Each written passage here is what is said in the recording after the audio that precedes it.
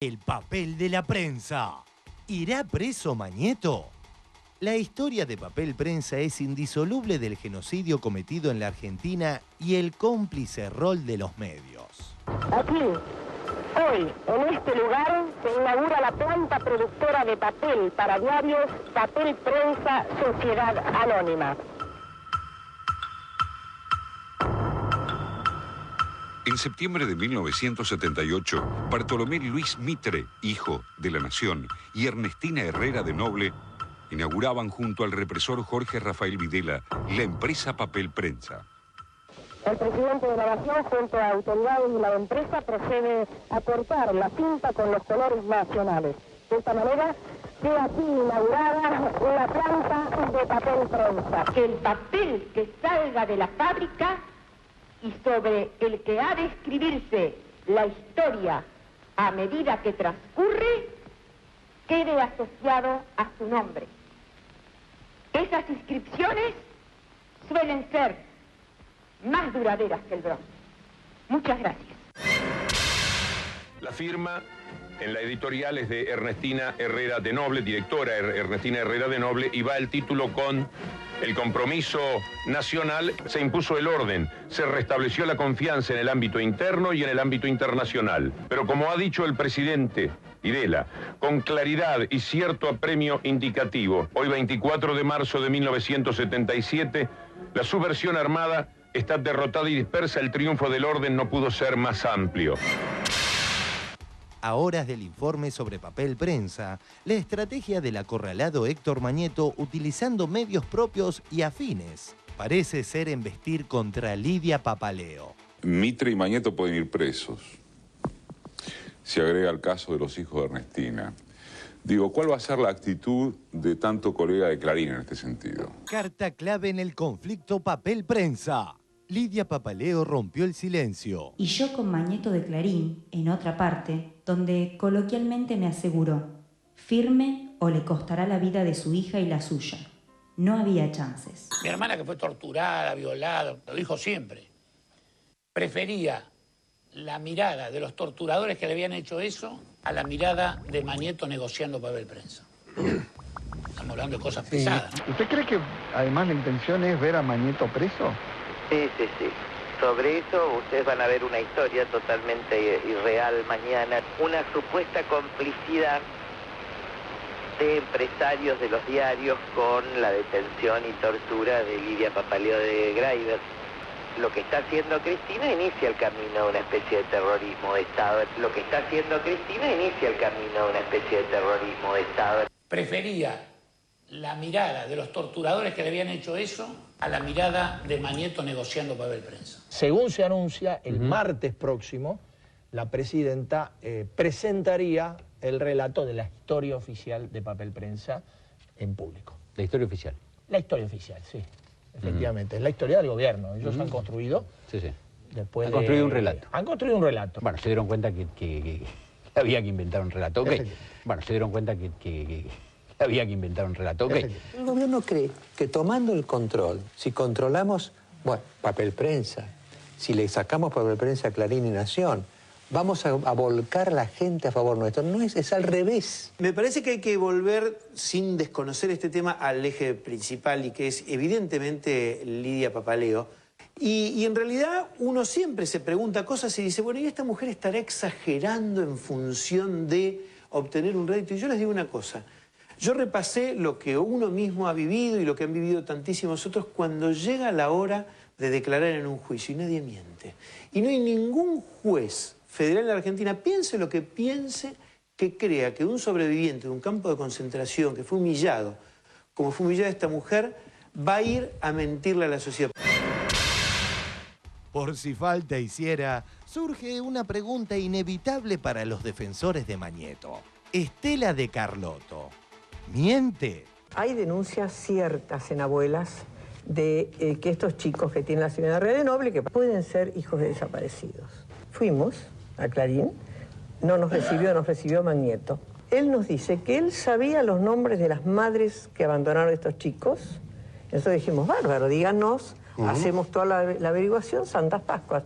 No, yo se los voy a decir si ustedes me dicen quiénes denunciaron a la señora. Y el otro día cuando lo conocí a Héctor Mañeto, me encontré con una persona realmente excepcional. Cuando volvimos por segunda vez fue decir que ellos sabían quiénes eran las madres que habían abandonado a estos chicos y nosotros dijimos que regio. No, dice, pero se los vamos a decir si ustedes nos dicen los nombres de las personas que denunciaron a la señora. Me encontré con una persona realmente excepcional. Yo se los voy a decir si ustedes me dicen quiénes denunciaron a la señora. O sea, nosotros de buchonas.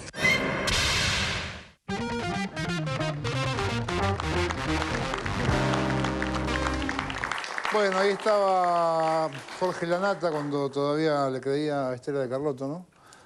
Brienza, ¿quién tiene buena data? Van der Koy y Julio Blanc, y lo de Lidia Papaleo es mentira. ¿Tiene razón Estela de Carlotto o Chiche Helblum de que Mañeto es un tipo macanudo? Voy a hacer algo que es muy poco elegante, que nunca lo hice, pero lo voy a hacer porque amerita. Dale. No te prives, negro, los gustos hay que dárselos en vida. En el año 2003 escribí el libro Maldito tú eres, que es sobre el caso von Berny, que ustedes saben, von Berny, que es el único sacerdote detenido por delitos de lesa humanidad.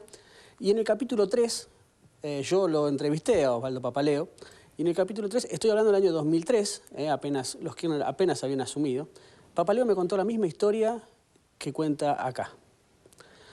Tanto es así que yo la escribí en el libro en el año 2003. El libro salió en diciembre del 2003. La historia ya estaba contada. No es que la conté yo por primera vez, porque la historia ya estaba contada.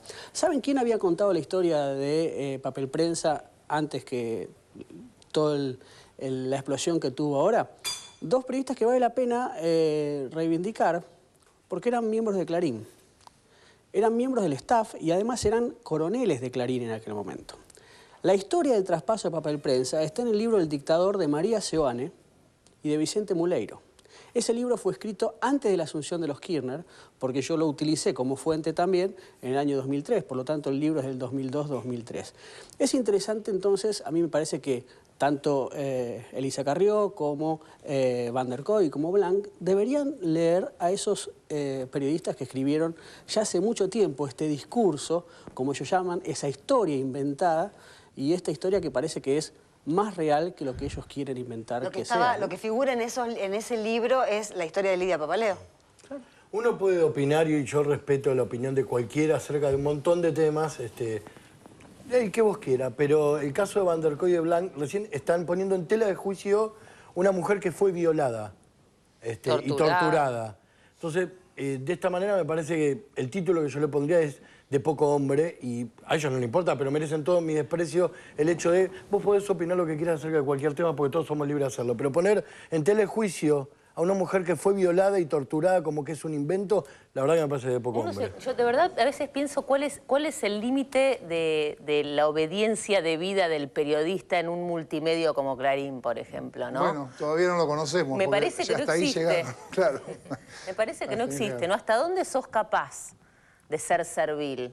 ¿Cuál es tu límite? Porque son tipos que en el fondo, digamos, deben pensar algo, deben haber pensado en algún momento otra cosa, ¿no? Sobre todo Julio Blanc.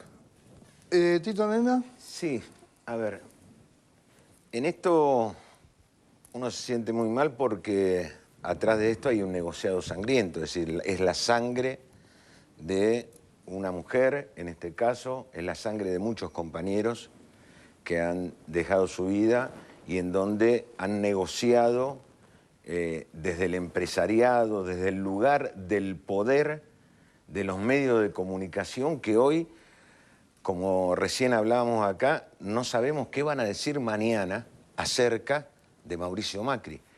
No sabemos y no leímos tampoco lo que está ocurriendo hoy con el Ministerio de Educación de la Ciudad de Buenos Aires, en donde están pidiendo las listas negras de los alumnos que están tomando las escuelas. Un memorándum oficial en donde se piden los nombres, apellido, número de documento, división y curso de los alumnos. Y además, número de teléfono, nombre y apellido de los padres para denunciarlos en la Policía Federal porque sus hijos están tomando las escuelas. ¿Quién lo pide eso? Esto lo pide la dirección general de Educación Estatal, el director general Roberto Angrisani, que depende del ministro Bullrich, del jefe de gobierno, y comienza, déjame leer esto, la Dirección General de Educación de Gestión Estatal, viendo a Videla y cada una de esas cosas, en su compromiso con la escuela pública y en estrecha colaboración con los directivos, docentes y personal auxiliar, ante una situación de toma de escuela por parte de los alumnos de nivel medio, sugiere a los directivos las siguientes operaciones. Y esas operaciones están puestas acá: confección de actas, denuncia policial, y hoy hay más de 14 escuelas. Digo, esto mismo ha ocurrido cuando Ciro James fue contratado en el 2008, cuando fue la discusión de las becas, y mañana estarán los chicos nuevamente en la calle reclamando por sus derechos, por su dignidad, frente a escuelas dignas y a lugares donde hoy realmente esto en los grandes medios de comunicación no lo han dicho. Falta que le mande la UCEP, ¿no? Además, para ver, ya que este es un programa crítico de los medios, para ver cómo funcionan los dispositivos de la prensa de derecha, hoy a mí me impresionó ver en C5N que la nota sobre la cobertura, sobre los colegios tomados, eran igual, los tratan como piqueteros. Cuando la gente, los piqueteros cortan la calle, la nota es al automovilista que se ve perjudicado. Entonces hoy la nota era a los vecinos de las tomas para ver cómo los joden los pendejos que están tomando los colegios. Sí, cualquier persona que conoce a un adolescente, que convive con adolescentes, que más o menos tiene un contacto y un roce mínimo, sabe que el adolescente, voy a hablar mal y pronto, es un culo pesado que no se mueve por nada. Cuando un pibe se moviliza y hace algo es porque le importa, y que hoy en nuestro país o en el mundo un pibe le importe la educación no es algo menor. No están haciendo eso porque no tienen otra cosa que hacer, porque si no se irían a la casa a jugar con la compu. No, esto, lo que leía Tito, me hace recordar que la dictadura militar también tenía un manual para identificar subversivos en las escuelas públicas y primarias, secundarias, inclusive primarias y secundarias de nuestro país. Y nada, y no puedo dejar pasar a Lilita Carrió diciendo que Cristina está haciendo terrorismo de Estado, porque el terrorismo de Estado todos sabemos muy bien qué es, y es el ejercicio ilegal, clandestino, de la fuerza pública por parte del Estado para sembrar terror en la población indiscriminadamente, y esto no es ni de cerca lo que está pasando en nuestro país. La verdad que es una vergüenza que una mujer que bueno, que ya pero sabemos ya es una blabacua, que... ¿no? La de pero Carrió, ya está cayendo como que en un... escupe. Es muy indignante el mal uso que están usando de palabras y de significados que tienen mucho que ver y mucho que ver con una historia muy terrible de nuestro país. La historia oficial, dicen Vanderkoy. Sí, claro, la historia oficial claro. obviamente nos refiere a algo que nos está... Sí, pero de paso, la historia oficial a la que se refiere en Vanderkoy casualmente era una película argentina que ganó el Oscar y hablaba de la expropiación de niños. Así que a Vanderkoy le conviene ver esa película. Bueno, recordemos que nosotros tenemos un informe donde Mauricio Macri como candidato proponía hacer inteligencia en las escuelas. Sí, sí. Eso lo cumplió. Sí, no, eso... Ahí tenés una que cumplió. Es lo único que hizo. Y lo que recordaba Brienza, que todos vimos, pero nos olvidamos un poco después, este asesoramiento a estas organizaciones como la DEA, el Mossad, que es impresionante. Y yo respecto de la educación quiero plantear algo que a lo mejor no sirve solo para este programa, pero ustedes conocen más que yo seguramente de esto. La educación plantea una división social. Los damnificados están en las escuelas públicas, que es a lo mejor la mitad del mercado de educación en la Argentina. La otra mitad no le importa nada, porque la otra mitad está en colegios privados. Hay una genidad en la mitad de la sociedad respecto de lo que ocurre en la escuela pública. Creo que es así. Esto ocurre así en la capital federal, no en todo el país. La educación, digo, en muchos otros lugares. En la capital federal está el 50 y el 50.